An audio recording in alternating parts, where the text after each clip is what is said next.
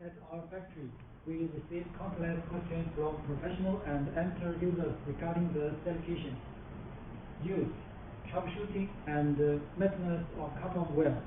Next, our product specialist, Casey, will answer several common questions to help customers use cutting disc correctly.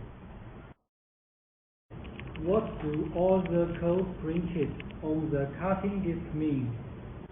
These codes provide key specifications such as maximum speed, disc type, abrasive, grid size, and fabrication details to properly match your tool and application. While abbreviations vary by brand, common markings include RPM rating, directional arrow, disc type, abrasive bond, grid size, grade, and safety standards such as EN 1413.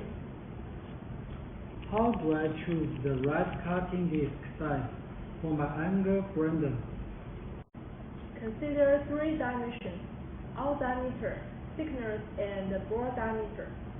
Out diameter: match the disc size to the capabilities of your grinder. Bigger means faster cutting, but requires more torque. Spin the bore: the grinder spin must fit precisely without tilting objects. Third, thickness: thicker discs remove more material but require more grinder power. Thin wheels provide fast and precise cuts. When sizing discs, balance design speed of cut with tool capabilities. How do I know when a worn cutting disc needs to be replaced? Immediately replace cracked, chipped, embedded chips, or wobbly discs. Also replace discs with significant rounding, moderate length wear, or grooves wear greater than 75% of their original height.